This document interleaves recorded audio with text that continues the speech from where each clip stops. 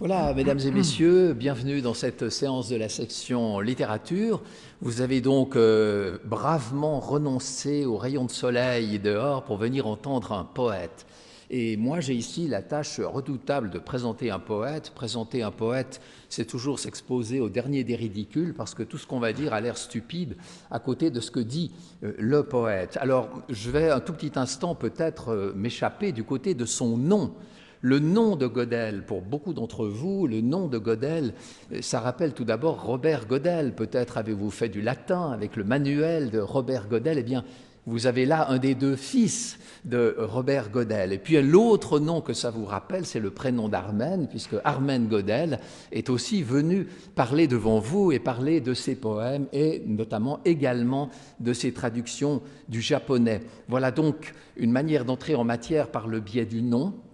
C'est donc une famille de linguistes, de poètes, de gens de théâtre à laquelle appartient Vahe Godel. Vahe, ce jeune homme, est né en 1931 et comme nous tous, nous sommes nés sans avoir encore une calculette à la main, nous sommes tous capables de voir l'âge que ça lui fait et d'en être dûment étonnés. Mais oui, il est né en 1931. Il a fait sa licence ès-lettres ici, à la faculté des lettres, et il a été maître dans l'enseignement secondaire genevois. Tout en étant maître dans l'enseignement secondaire genevois, il a commencé à publier des poèmes. Si j'avais plus que 3 minutes, c'est ce qu'on me donne pour présenter un conférencier, eh bien je vous donnerai lecture d'une partie de la liste des publications de Vahe Godel, puisque si vous regardez sur Wikipédia, vous allez voir les dernières publications, celles qui datent de la fin du XXe siècle jusqu'à aujourd'hui, jusqu'à ce tout dernier livre d'une plume clandestine, paru en 2009, donc quasiment l'année dernière, et il travaille certainement à d'autres choses, mais les poèmes ne sont pas son unique champ de travail littéraire, il est également traducteur de l'arménien. Vous vous rappelez peut-être que sa mère est arménienne, puisque le linguiste Robert Godel avait rencontré Méliné Godel à Istanbul quand il y enseignait, et donc la famille a appris à parler l'arménien. Il a donc traduit des poèmes arméniens et notamment en 2006 une anthologie de la poésie arménienne du 5e siècle à nos jours. Donc, édition La Différence, moi je peux faire la publicité de ce livre puisque je n'en suis pas l'auteur. Donc 2006, anthologie de la poésie arménienne traduite par Vahe Godel. Il est également l'auteur d'essais. Il a écrit un essai par exemple sur Nicolas Bouvier paru en 1998. Maintenant, je vous disais tout à l'heure que quand on présente un poète, on a toujours l'air un peu ridicule. Alors, j'ai trouvé un truc, c'est de le faire se présenter lui-même, le poète, mais pas maintenant comme ça, tel qu'il a présenté l'être humain dans un poème qu'il a lu en 1998 à Medellín et qui s'appelle « Contrôle d'identité ». Le voici.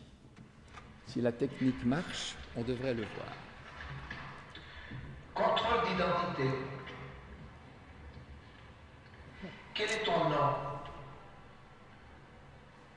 Celui du fondateur d'une ville inconnue, celui d'une espèce d'oiseau tout à fait disparu, celui d'une langue oubliée, celui d'un beau navire perdu, corps et biens. Quel âge as-tu? L'âge qu'avait le père de mon père lorsque j'ai vu le jour, l'âge qu'avait mon père lorsque j'ai levé l'ancre, l'âge comme à mon fils lorsqu'enfin je n'aurai plus rien à perdre. D'où viens-tu? De l'épicentre, des hauts plateaux, de la zone occupée, de la gare, de la morgue, de nulle part. Où vas-tu? Vers la seule source, vers l'embouchure, vers le toit du monde, au fond de l'abîme, dans la nuit de mon crâne, dans le soleil de mes entrailles. Qui es-tu? Le neveu du vent, l'amant de la cendre, le disciple du feu, l'héritier du vide, mais encore un éternel rôdeur, un déserteur, ou mieux, un pilleur de désert, un briseur de débris, un voyageur immobile, un voyeur borgne, un chasseur d'ombre, une ombre.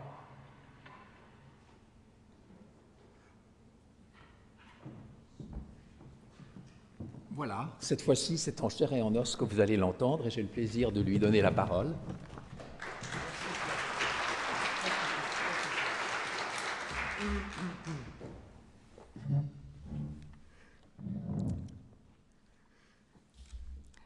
Merci de votre présence.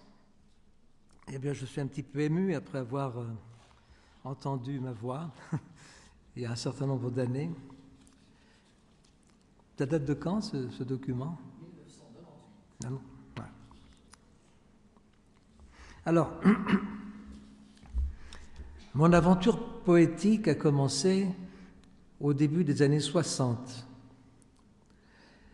Et si je jette un regard rétrospectif, je constate que j'ai, à peu près à cette époque, commencé à écrire des poèmes tout à fait différents de ceux que j'avais écrits précédemment. J'avais écrit un petit peu avant, bien sûr. Mais il s'est passé quelque chose que je ne saurais pas définir. Bon, je m'étais marié, j'ai épousé une Allemande, j'ai souvent été en séjour en Allemagne, dans la Ruhr, et certains des poèmes que j'ai écrits à cette époque, donc au début des années 60, l'ont été en Allemagne, précisément dans ma belle famille, dans une petite localité à mi-distance d'Essen et de Wuppertal. Et ça m'a probablement un peu marqué, d'autant que j'étais très féru de nouvelles poésies allemandes. Je passais passablement de temps dans les librairies de Düsseldorf et de Wuppertal. J'achetais les livres des nouveaux poètes allemands, et il y a sans doute là une petite influence qui explique que ces poèmes sont très différents de ceux que j'avais écrits précédemment. Bon, ces poètes, pour lesquels je garde d'ailleurs toujours une grande admiration, c'est Helmut Heißenbüttel, Hans Magnus Enzensberger, par exemple, Peter Ham et d'autres. Et il y avait là une conception du langage poétique qui m'a tout de suite beaucoup impressionné, et j'en ai sans doute inconsciemment retiré quelque chose. Alors ces poèmes, une vingtaine de poèmes, je les ai édités à compte d'auteur en 1963. Et je vais vous lire quelques extraits de ce recueil que je n'ai pas réédité depuis d'ailleurs. Et le premier de ces textes s'intitule Poésie et il figure sur le rabat de la couverture et constitue ainsi une sorte de préface en somme.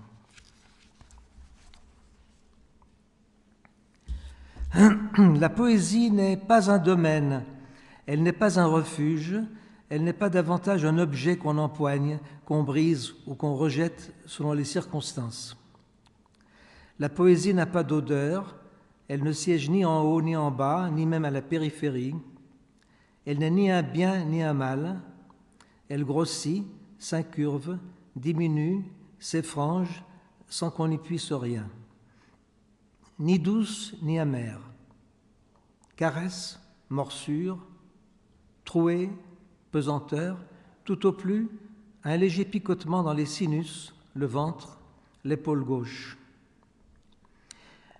La poésie est une protubérance, une enflure, une saillie, une excroissance, une branche adventice qui se fait jour dans le prolongement d'une existence humaine, une mince racine aérienne qui flaire le terreau, se déroule, glisse mollement sur les vitres d'étage en étage, sèche, noircie, demeure suspendue à mi-hauteur.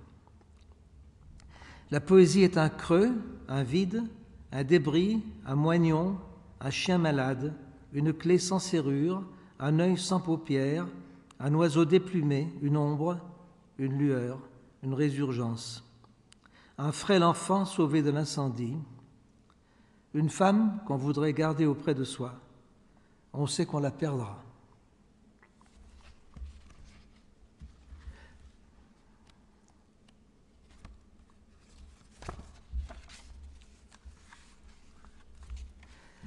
La mort serait une putain d'âge mûr, grasse, molle, roussâtre, un peu chauve, rôdant au point du jour, en robe de chambre et en savate, dans des alcôves nauséabondes, peuplées de chats, de palmiers, de perruches. La mort serait une concierge d'immeuble, débile, mal payée, usée par les fausses couches, qui, la nuit venue, traîne hors de l'allée des poubelles béantes et les aligne sur le trottoir. La mort serait un animal bizarre, tenant du loup et de l'agneau, moins gros pourtant qu'une tête d'épingle, carnassier, herbivore, reptile, coléoptère, qui, dans des ventres chauds, dans les poitrines tendres, se repaît sans vergogne de sciure et de limaille. La mort serait un mille-pattes monosyllabe qui chaque printemps refait son nid, non loin d'ici, dans les terrains à vendre, sous les montagnes de vieilles voitures américaines.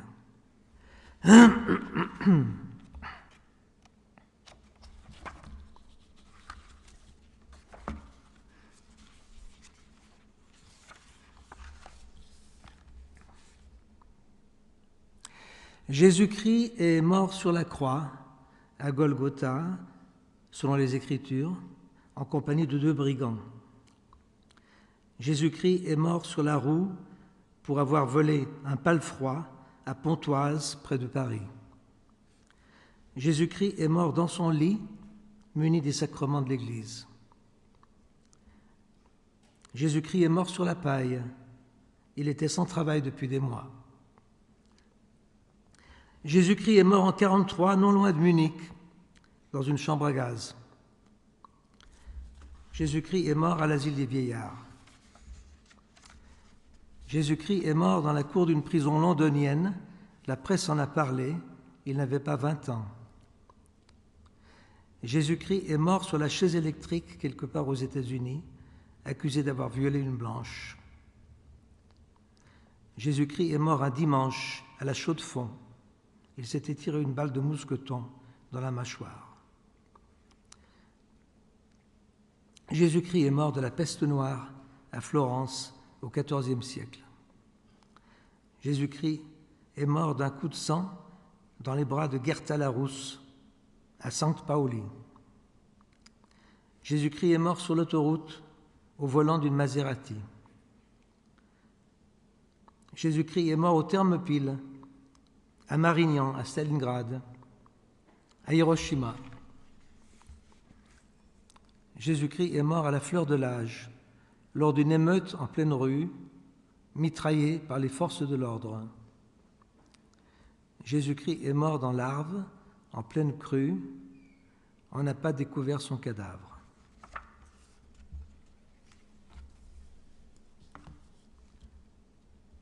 Bon, ce qui me frappe en relisant ces poèmes anciens, ces poèmes lointains, c'est au fond cette façon que j'avais de faire le vide, d'éliminer un certain nombre de choses et de vouloir en somme construire quelque chose à partir de rien, de zéro, d'éliminer beaucoup de choses. Je constate ça sans m'expliquer la raison de cette démarche, mais je remarque qu'elle rejoint des considérations de poètes célèbres pour lesquels j'ai une immense estime, notamment Octavio Paz, le grand poète mexicain, qui dit « J'avance dans le noir et je plante des cygnes ». C'est à peu près l'état d'esprit dans lequel je me trouvais à l'époque, et dans lequel je continue de me trouver d'ailleurs aujourd'hui encore. J'avance dans le noir et je plante des cygnes.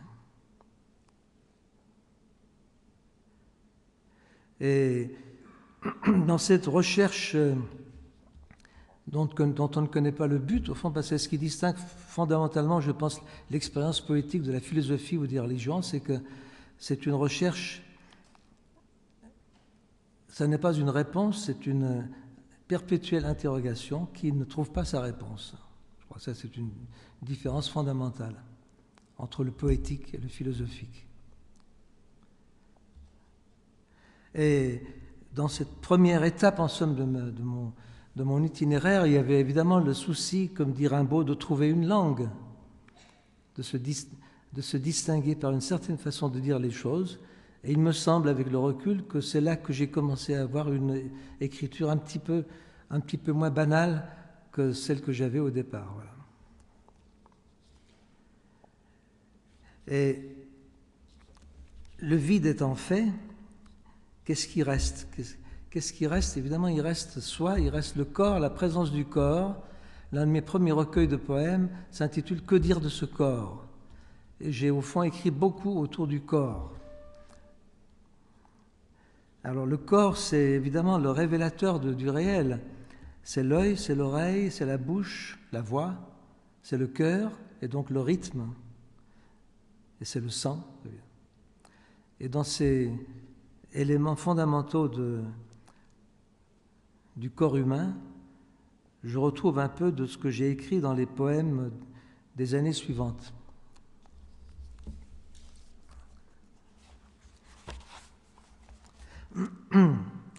Quelque chose, quelqu'un, c'est le titre d'un recueil de textes que j'ai publié dans les années 80. Quelque chose transhume sans perte ni fracas. Quelque chose franchit insidieusement le seuil, s'enfuit, s'écoule, s'éloigne de la source, déserte le foyer, se détache du centre. Un filet de sang noir sous la porte fermée, sans bruit, sans fin. Quelqu'un se vide dans la chambre voisine. Un voyageur s'en va dans la pénombre, derrière la paroi blanche, derrière la porte close, prend le large entre chien et loup. Un transfuge, un nomade, un porteur d'eau, un voleur de feu, un déserteur, un oiseleur, un va-nu-pied, un tailleur de pierre, un incendiaire. Peut-être un débris de pare-boue lui a-t-il perforé l'artère fémorale, à moins qu'un rat plus hardi, plus vorace que les autres. Un sourcier se noie dans les sables de son désir, dans la cendre de sa folie, dans la limaille de son errance, dans l'étoupe de ses nuits blanches. Peut-être au terme d'une course interminable, après une courte lutte, a-t-il été abattu à bout portant d'une seule balle dans la tempe ou d'une rafale dans le bas-ventre. Un inconnu s'enfonce dans ses propres entrailles, un comparse, un complice, un chercheur d'or, un poseur de bombes, un chasseur d'ombre ou de lumière.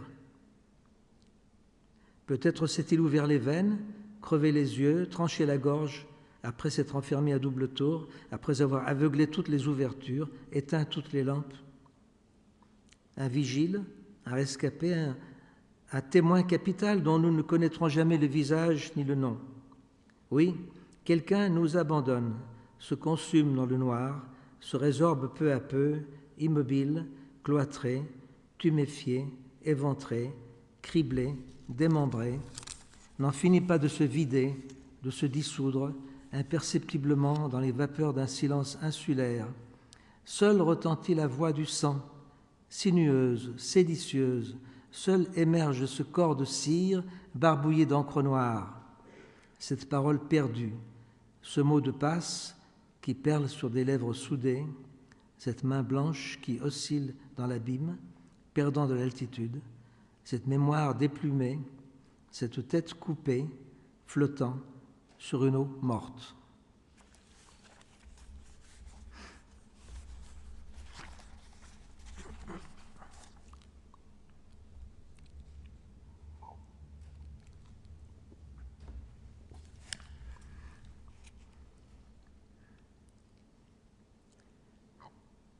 Le sang du voyageur.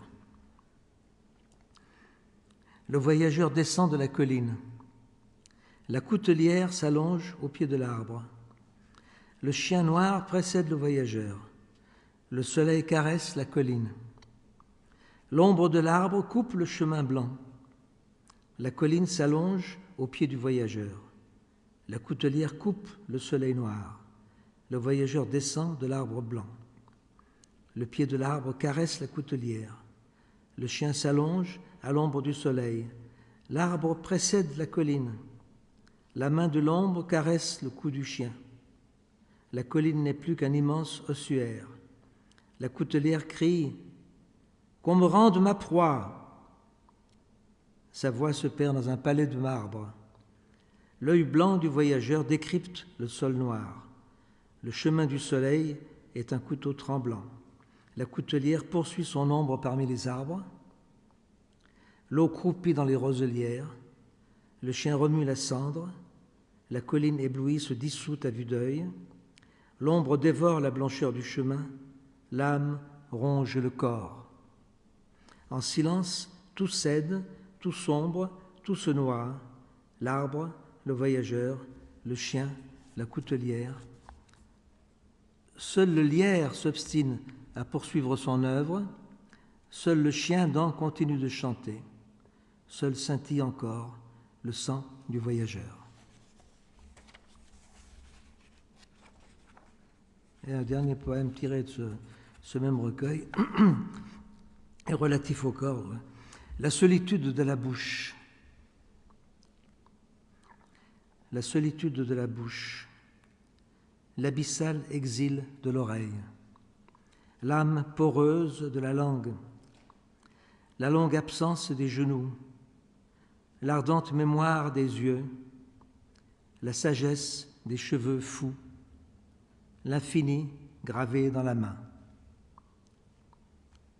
La bouche velue de l'absence, l'oreille de la solitude, les genoux bleus de la mémoire, les yeux crevés de la sagesse, les cheveux rebelles de l'âme, la langue noire de l'exil, la main coupée de l'infini.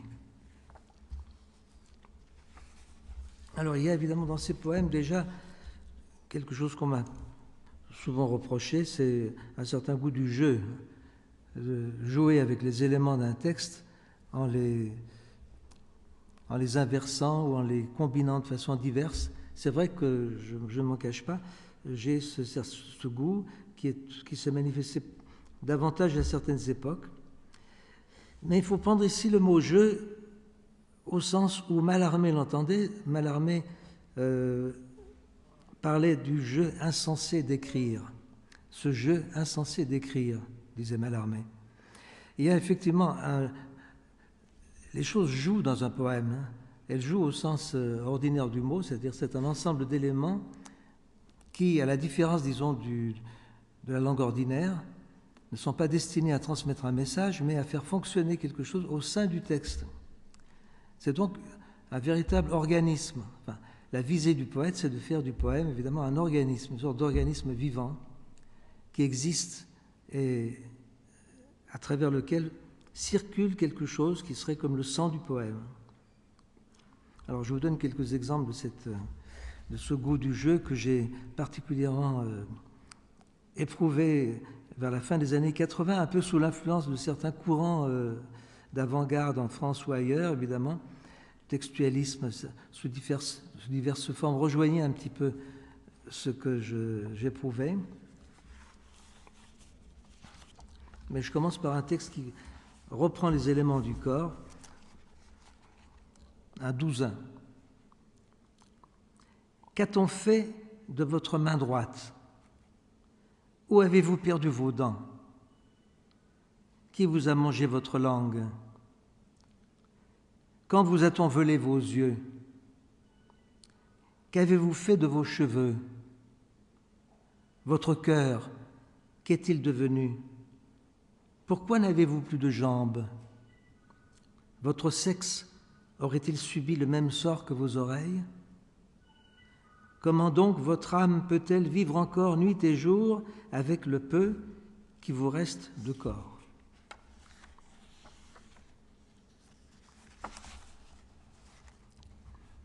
Noir-blanc.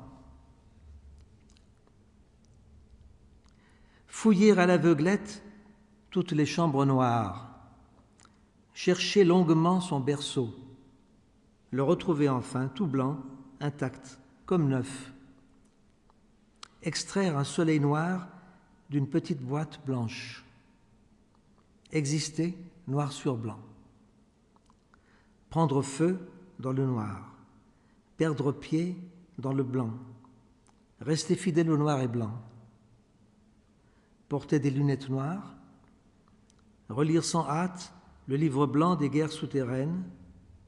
Gagner avec les noirs, avoir un blanc, soudain tout devient noir. Se construire un petit bateau en bois blanc, le peindre en noir, parler d'une voix blanche, ouvrir une porte noire qui donne sur une porte blanche, plus basse, plus étroite, et ainsi de suite alternativement, des portes noires et blanches de plus en plus petites. Sauter les pages noires, cultiver en secret des idées blanches, se construire un petit cercueil en bois noir, le peindre en blanc, ne travailler qu'au noir, nuit blanche, jour noir, brûler son berceau blanc, mettre le feu à son petit bateau noir, réduire en cendres son petit cercueil blanc, prendre des notes en vue de la préface d'un livre noir, signé en blanc.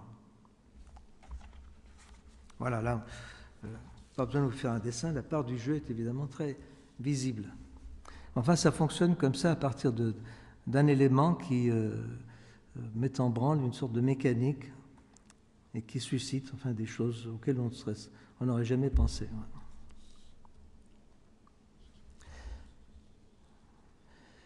Début des années 90,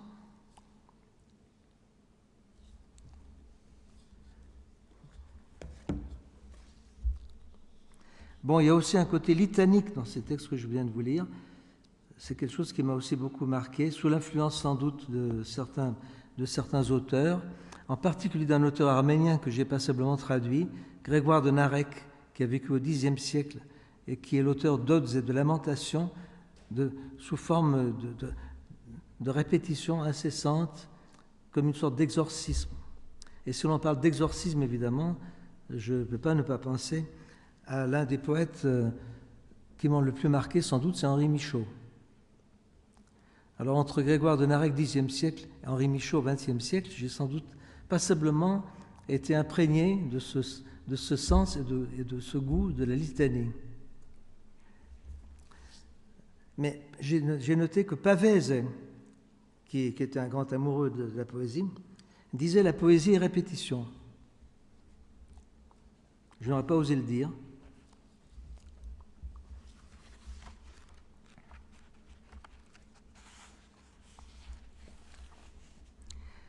Je vous écris. Avec un brin de chance et l'écume d'un jour d'orage, je vous écris quelques lignes tremblantes sur un pétale de tulipe. Avec un aiguillon d'hyménoptère et la salive d'une veuve, je vous écris ma dernière missive sur une écorce de platane. Avec une plume lilliputienne et le sang d'une taupe, je vous écris mes souvenirs de déserteur sur la coquille d'un œuf de caille. Avec le pinceau du silence et le bleu du ciel, je vous écris l'histoire de mes fugues sur l'aile d'une libellule. Avec une allumette et l'encre des ténèbres, je vous écris le fond de ma pensée sur un caillou blanc parfaitement lisse. Avec un cure-pipe et le venin du verbe, je vous écris ce que je vois sur les paupières de l'invisible. Avec une tigelle d'or et la semence d'un bouc mythologique, je vous écris ma vie sur un ticket de bus. Avec le bout de mon index et l'urine d'une vestale, les yeux fermés, je vous écris ma mort sur la queue d'un iguane. Avec un spray de peinture incolore, la nuit, dans les sous-sols, j'invente des écritures. Je vous écris sur tous les murs, où que je sois. Je vous signale ma présence.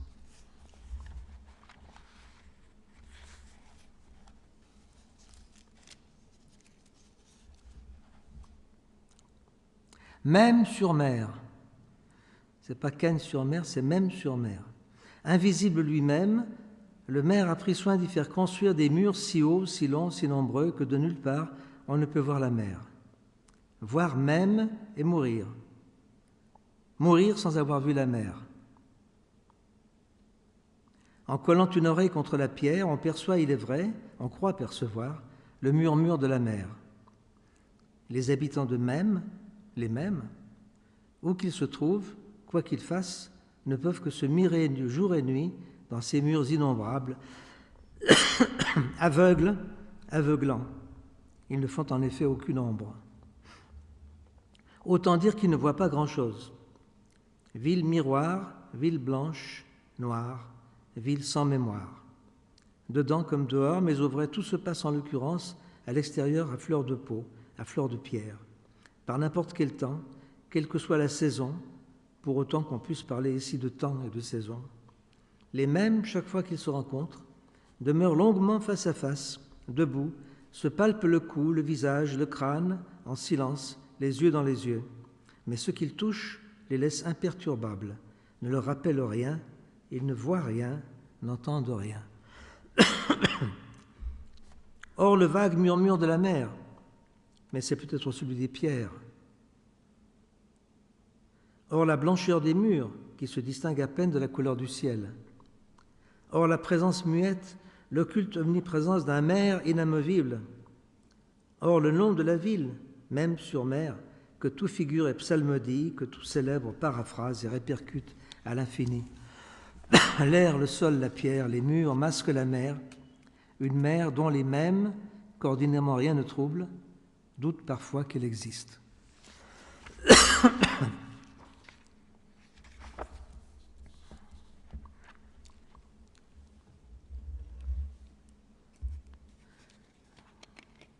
Bon, j'ai écrit plusieurs récits et des textes en prose de longueur variable, jamais très très longs, et dans lesquels j'ai essayé de pratiquer une écriture poétique. Alors là, c'est un grave problème.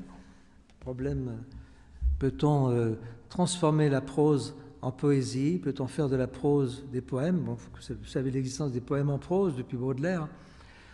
J'ai essayé de gommer ces frontières et de faire en sorte qu'un texte en prose puisse se fragmenter en poèmes innombrables, ce qui est probablement une ambition un petit peu folle.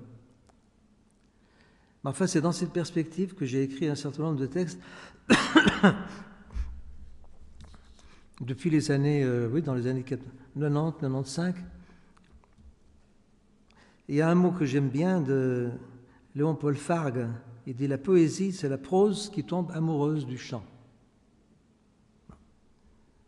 Je n'aurais pas été si loin, mais enfin, c'est lui qui le dit. Et dans tout cela, évidemment, la musique joue un rôle important. Dans le petit texte qui a été imprimé dans les programmes, j'ai cité deux auteurs, j'ai fait deux citations qui évoquent justement ce côté musical. Une de Thomas Bernhardt, qui dit que la poésie, c'est quelque chose, une affaire de rythme qui a beaucoup à voir avec la musique. Et il faut voir que, étymologiquement, le mot, André, tu me contrediras si je me trompe, en grec, le mot rhythmos veut dire rythme et forme. Et cool, ouais, c'est ça. Donc, on passe du rythme à la forme. Qui dit rythme dit forme d'une certaine façon. Donc, créer une forme, c'est trouver un rythme. Et d'une façon plus brutale, le poète anglais Nathaniel Tarn, qui est un auteur contemporain, dit « La poésie, c'est le bruit que je fais quand je suis le plus moi-même ». Donc là, il réduit même la poésie à du bruit, à un bruit, mais qui serait d'une parfaite authenticité, en somme. Alors ça me permet d'enchaîner en vous lisant un texte composé un peu comme une rhapsodie, c'est-à-dire où j'entremêle des thèmes musicaux, où je couds des chants, comme dit l'étymologie. On est couseur de chants quand on est rhapsode. Et j'ai tenté un peu cette façon de faire dans un certain nombre de textes qui sont des textes en prose, donc.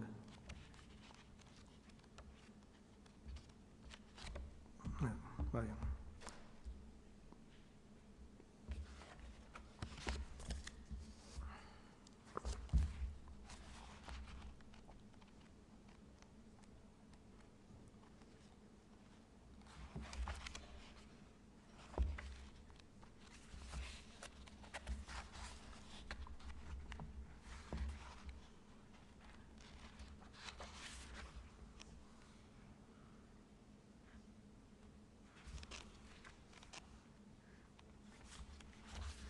Alors, ce texte s'intitule d'ailleurs Blue Note, donc fait référence au jazz.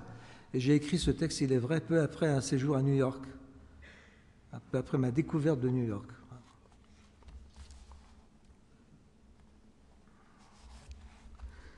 Blue Note.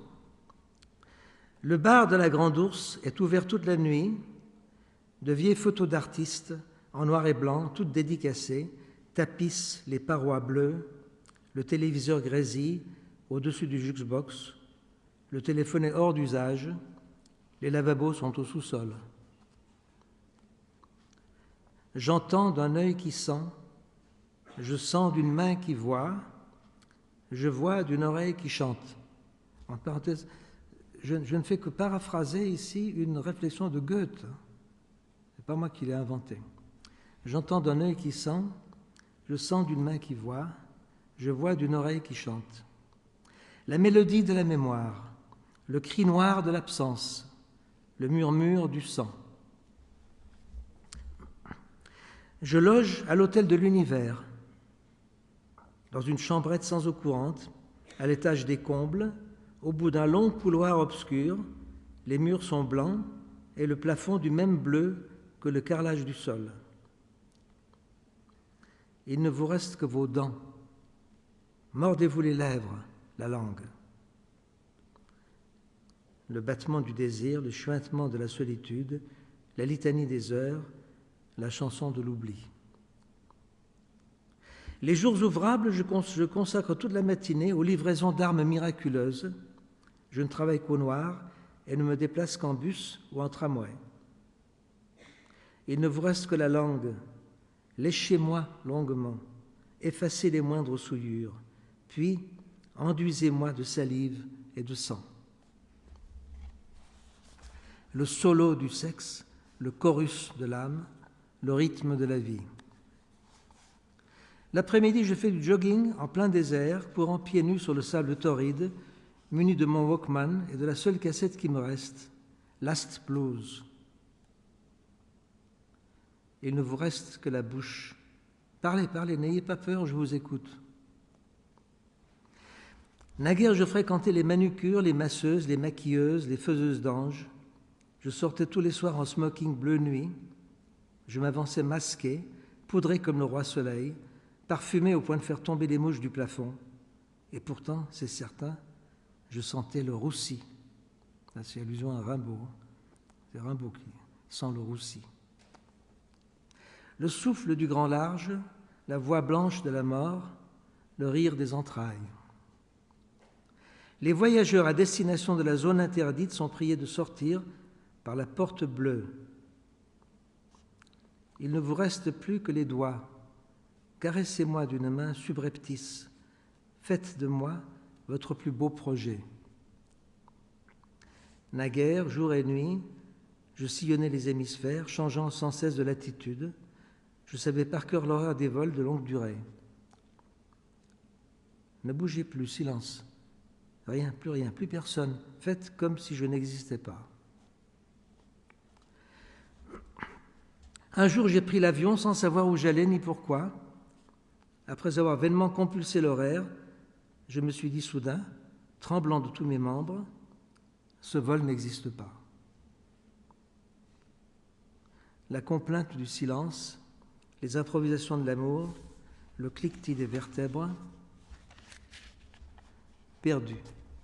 Je suis perdu, je ne sais plus où je me trouve, ni comment je me nomme, et pourtant dans tous les gares et les aéroports sont affichés mon nom et ma photo.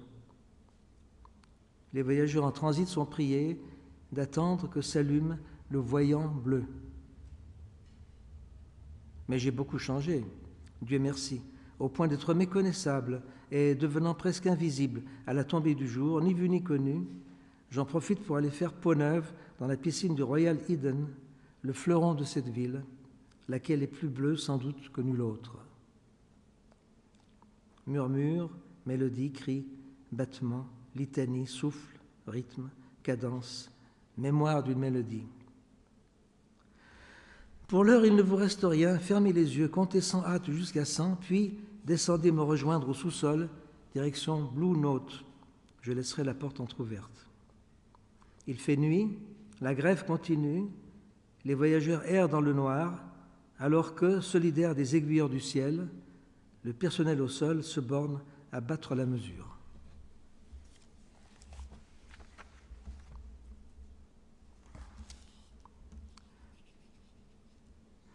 Et en dernière partie, j'aimerais évoquer une autre approche de la poésie, une autre fonction de la poésie, c'est à laquelle j'étais très sensible pour des raisons assez précises, c'est le pouvoir clandestin de la poésie dans les régimes totalitaires, dans le régime carcéral, dans toutes les situations où l'homme est privé de liberté. La poésie joue tout à coup un rôle incroyable. J'en ai fait l'expérience à plusieurs reprises. En Arménie soviétique, où j'ai fait un long séjour en 1973, où j'ai enseigné à l'université d'Erevan la poésie moderne de Rimbaud à nos jours, et où j'ai eu l'occasion, au cours de ces mois, de rencontrer évidemment passablement de gens que je n'aurais pas rencontrés comme si j'avais été un simple touriste. J'ai vécu, disons, au ras du sol, et j'ai participé à des séances de lecture clandestines, où des poètes interdits de publication, il y en avait beaucoup, invités chez eux, de la façon la plus simple, dans des appartements très exigus souvent, des amis pour écouter des poèmes. Je me souviens d'un poète qui avait ouvert devant nous une immense valise pleine de manuscrits qu'il n'avait pas publiés donc, et dont il pensait qu'il ne les publierait jamais. Pour des raisons, vous devinez lesquelles, c'était des poèmes d'inspiration religieuse. Ce n'était pas très bien vu à l'époque soviétique.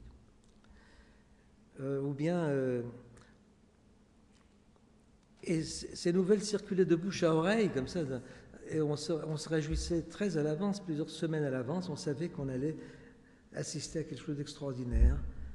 Et c'était effectivement chaque fois d'une prodigieuse, d'un pouvoir d'émotion extraordinaire. Donc ça, c'est une expérience évidemment tout à fait unique. Mais je pense aussi à ma rencontre avec des gens exceptionnels qui ont souffert, eux, dans leur chair, ce genre de régime. C'est mon ami Ion Karajan, le poète roumain, qui est décédé en 1986, après avoir réussi à quitter son pays et à s'établir à Lausanne, où il a fini ses jours avec sa femme et sa fille. Ion Karajan, grand poète, très respecté en Roumanie aujourd'hui, a fait plus de 10 ans de prison dans son pays. Interdit de publication, il apprenait par cœur ses poèmes et les transmettait par voie orale à sa femme quand elle venait lui rendre visite en prison. Et sa femme, retenant par cœur ses poèmes, les transmettait ensuite à l'extérieur. C'est ça la réalité de la poésie clandestine. C'est très, très impressionnant. Et pour ces poètes interdits de publication, dans les pays de l'Est, mais aussi dans d'autres régions du monde, une manière de diminuer un peu la frustration de ne pas être publié soi-même, c'était de traduire. Alors, tous ces poètes ont été de grands traducteurs, et en somme, la traduction était pour eux une sorte d'expression par procuration. Et Ion Karajan s'est adressé à moi, m'a fait l'honneur de s'adresser à moi, comme à plusieurs poètes francophones de France, de Belgique ou de Suisse. Jacotet, par exemple, a été traduit aussi par Karajan. Et en traduisant ces poèmes, le poète avait en somme le sentiment de s'exprimer à travers l'autre. Alors, interdit de publier ses propres textes, mais pouvant publier les poèmes des autres en traduction. Ces poètes n'auraient jamais certainement été tentés de traduire à ce point s'il n'y avait pas eu ces contraintes. Ça a été aussi une grande leçon et une façon de mesurer de quoi la poésie est capable. Henri Michaud dit quelque part, « Faute de soleil, sache mûrir dans la glace ». Voilà, c'est exactement l'illustration de ce que je viens de vous dire. « Faute de soleil, sache mûrir dans la glace ». Une autre circonstance où j'ai mesuré ce pouvoir souterrain de la poésie, c'est en 1983, j'ai été invité à Metz à l'occasion d'un festival de lecture de poèmes auquel participaient quelques poètes que je connais bien aussi, mais qui venaient de différentes régions du monde. Il y avait là Abdelatif Lahabi, poète marocain qui avait fait plusieurs années de prison et à la libération duquel on a contribué en faisant de nombreuses pétitions. Et en 83, à Metz, Lahabi était au fond sorti de prison depuis assez peu de temps. Alors il y avait Lahabi, il y avait Jacques Izoard, vieille amie belge, wallon, une vieille amie, la poétesse luxembourgeoise Annie Scholz, et il y avait le haïtien Jean Métellus, un des plus grands poètes haïtiens d'aujourd'hui. Alors, on nous avait attribué différents lieux de lecture, et en ce qui me concerne, j'avais le privilège, je peux dire, de faire une lecture dans la maison d'arrêt de Metz. Je n'avais jamais visité de prison, et surtout pas dans ces circonstances, et ça a été un souvenir inoubliable. Je me suis trouvé en présence de détenus, jeunes, français, arabes, noirs, qui tous sont venus avec un cahier sous le bras, les poèmes qu'ils avaient écrits en prison, alors qu'ils n'en avaient jamais écrit avant. Ils se sont mis à écrire en prison. Et ça m'a inspiré un texte que je vais vous lire ensemble pour conclure, et que j'ai intitulé tout naturellement « L'or des prisons ».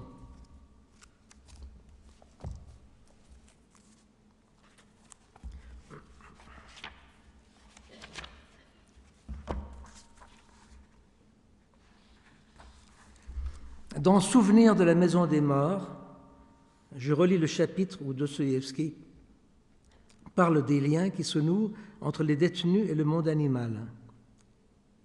Ah. Des chiens, des oies, un vieux cheval, un jeune bouc blanc comme neige, un aigle des steppes légèrement estropié, de pauvres bêtes que le hasard ou les nécessités ont introduites dans le goulag.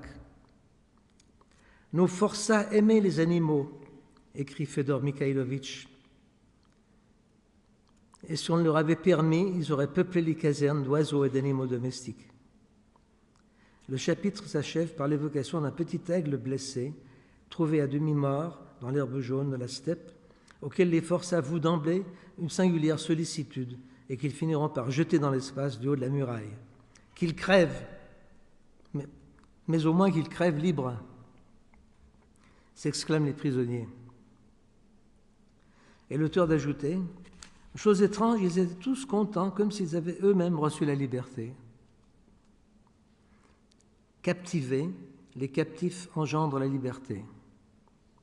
À force de s'attacher à l'oiseau mutilé, les forçats recouvrent la vue et la vie, comme si, vraiment, ils étaient libres.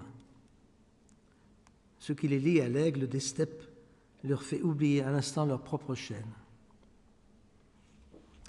Récemment, j'ai eu l'occasion de pénétrer dans une maison d'arrêt, quelque part en Lorraine, c'est à Metz, en compagnie de mon ami nancéen Bernard Wargaftik, grand poète, c'est lui qui organisait ces rencontres, et d'y rencontrer une quinzaine de jeunes détenus français et africains. On nous a réunis dans une salle austère, glaciale, qui devait servir tout ensemble de lieu de culte et de théâtre.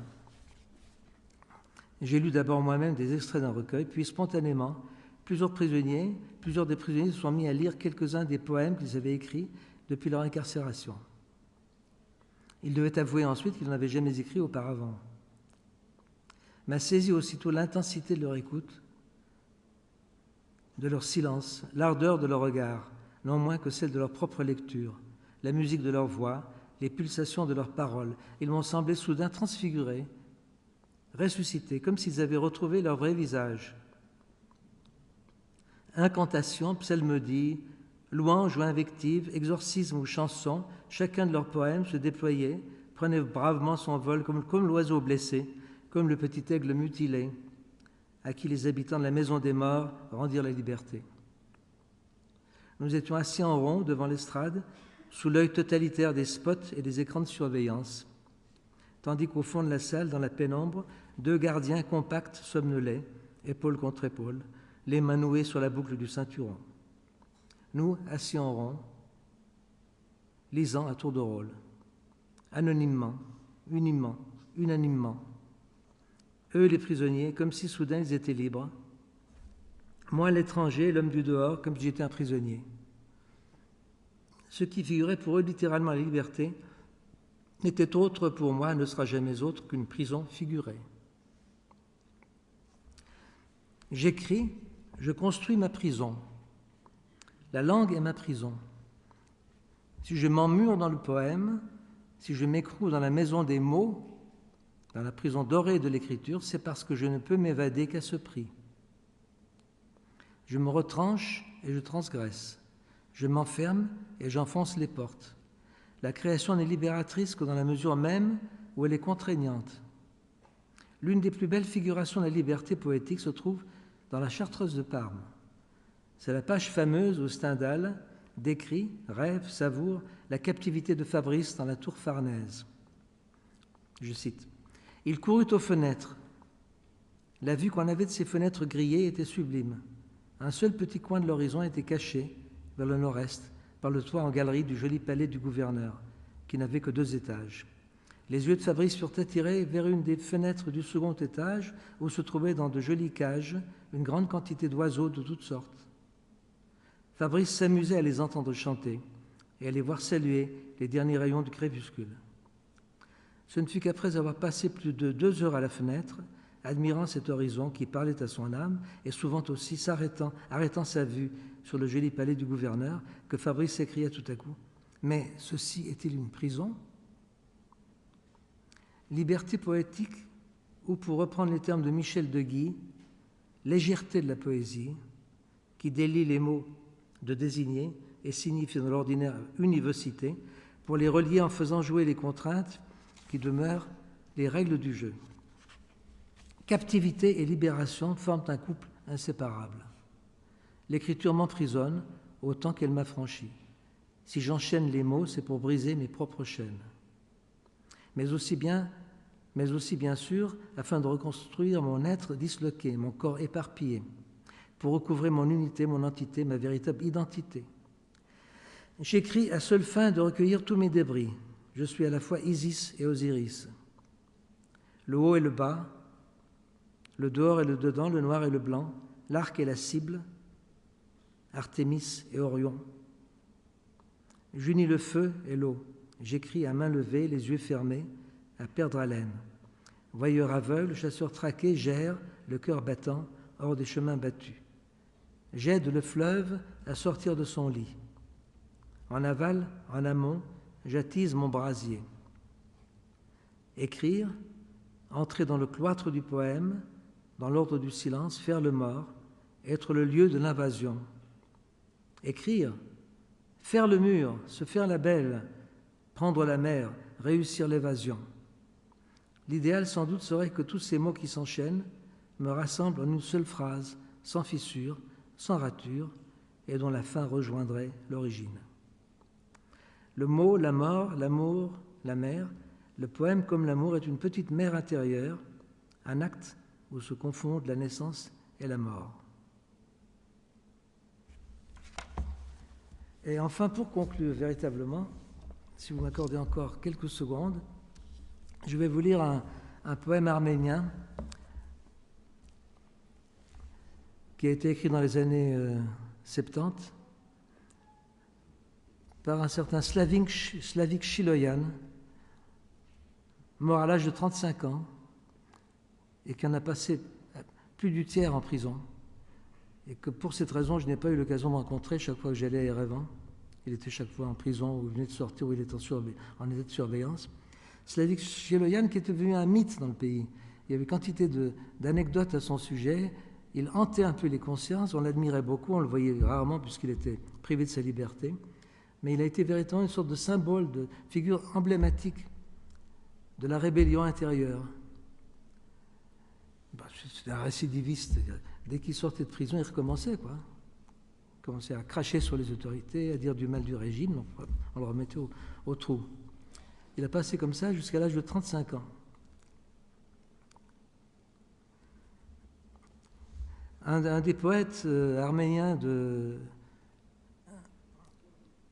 des années 60 est un peu comparable à Evtuchenko ou à Vosnesensky en Russie. C'est Baruch Sevak, qui lui n'est pas mort dramatiquement comme Slavik Chiloyan, mais il est mort dans un accident de voiture dont on a pu supposer qu'il avait été fabriqué pour le tuer. On m'a montré l'endroit exactement où s'est passé l'accident, dans la montagne, et pas mal de gens estiment que ce n'était pas un accident. Baruch Sevak disait que la seule règle soit l'irrégularité. Slavik Chiloyan, on peut dire, a respecté ce mot jusqu'à la lettre. Il savait bien le français, il a traduit passablement de textes en français, il a traduit une partie de la tragédie de Racine, Phèdre par exemple, et un grand nombre de poèmes français, de Villon jusqu'aux poètes contemporains. Et le poète, évidemment, qui l'avait le plus impressionné et qui l'a traduit, c'est Boris Vian. Et je possède dans ma bibliothèque un numéro de revue paru à l'époque soviétique, en Arménie soviétique, dans les années 80, donc bien avant la glasnost de Gorbatchev, où une quinzaine de pages sont consacrées à des traductions de Slavik Chiloyan, qui n'avaient jamais été publiées de son vivant. Et dans ces traductions, dans cet hommage à Boris Vian, figure le Déserteur. Le Déserteur a paru en Union soviétique au début des années 80, grâce à une traduction de Slavik Chiloyan, à une époque où le régime s'était un peu assoupli. Évidemment, ça n'aurait pas été possible 5 ou 10 ans auparavant. Alors, le poème de Slavik Chiloyan s'intitule « Les poètes ». Ça sera, je pense, une bonne conclusion.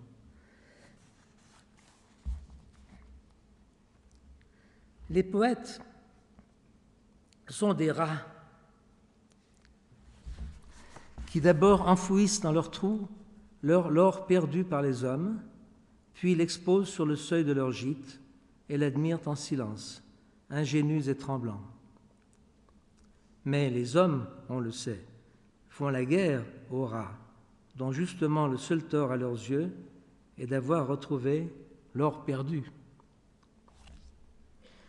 C'est pourquoi depuis longtemps les rats se gardent de goûter en plein jour leur trouvaille. Ils la conservent au tréfonds de leur trou ténébreux. Voilà, je vous remercie.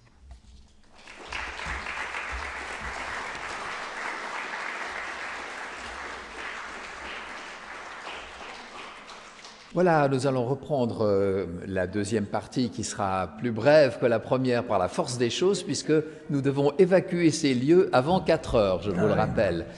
Par conséquent, donc, je remercie les personnes qui sont entrées de bien vouloir nous laisser terminer notre séance. Can we please end our conference here? Thank you very much. See you later. Bien, alors il y a 2 questions écrites qui sont parvenues à Vahe Godel. Ce sont 2 questions qui me brûlaient la langue, donc elles sont de moi, mais je ne veux pas vous couper l'herbe sous les pieds. Est-ce que je vois qu'il n'y a pas de billets qui nous sont parvenus, il n'y a pas de frustration? Quelqu'un a-t-il une question qu'il aimerait poser à Vahe Godel? Sans ça, alors il va consacrer les quelques minutes que nous avons encore le droit d'être ici à répondre peut-être aux 2 questions que je lui ai posées.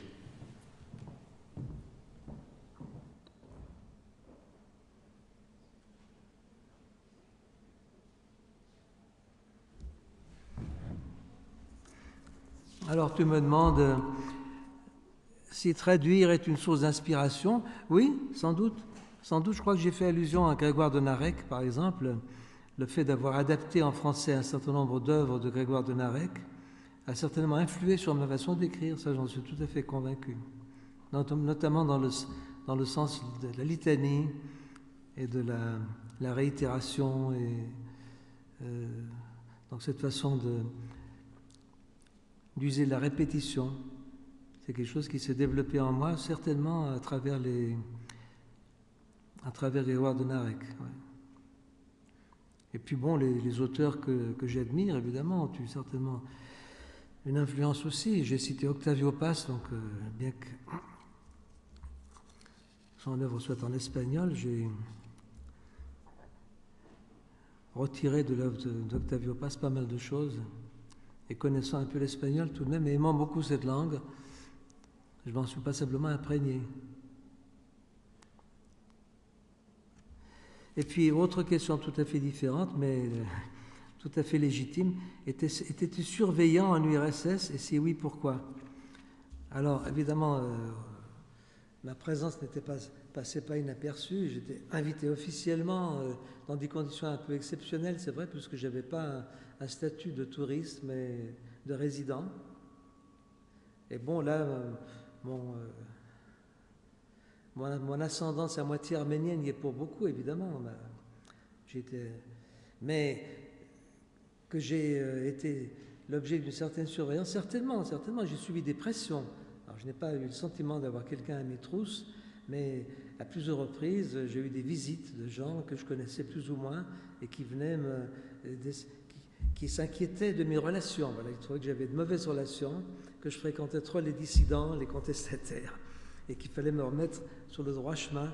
Et donc, il y avait des camps dans ces pays, indépendamment du régime. D'ailleurs, c'est un régime clanique, on le voit bien d'ailleurs dans les événements politiques aujourd'hui, dans tout l'Orient, le Proche-Orient, le Moyen-Orient, tout fonctionne par les clans. C'était vrai à l'époque soviétique, et les clans qui existaient avant le régime soviétique, au fond, ont subsisté à travers le régime, simplement. Il y avait des familles iraniennes, par exemple, des familles qui étaient tout à fait aux ordres du régime et qui avaient toute une clientèle, enfin. Et dans la vie culturelle, il y avait des revues littéraires, évidemment, qui appartenaient plutôt à tel clan qu'à tel autre. Alors, moi, j'ai été très lié au responsable d'une revue qui s'appelle Karun, Printemps, et qui était une revue tout à fait remarquable parce que malgré toutes ces difficultés, cette revue a pu publier des choses exceptionnelles. Je citais le cas de Boris Vian, par exemple, mais il y aurait d'autres exemples à donner. Donc il y avait quand même des gens courageux qui arrivaient avec beaucoup d'habileté à faire passer des choses. Alors moi, j'étais très lié à ce clan, disons, de la revue Karun. Alors à plusieurs reprises, j'ai reçu la visite de gens d'écrivains, de poètes qui appartenaient à l'autre clan et qui me disaient « mais tu devrais venir chez nous, ces gens ont une mauvaise influence, il faut se méfier, tu sais, ils sont pas très francs ». Donc voilà, ça s'est passé comme ça plutôt.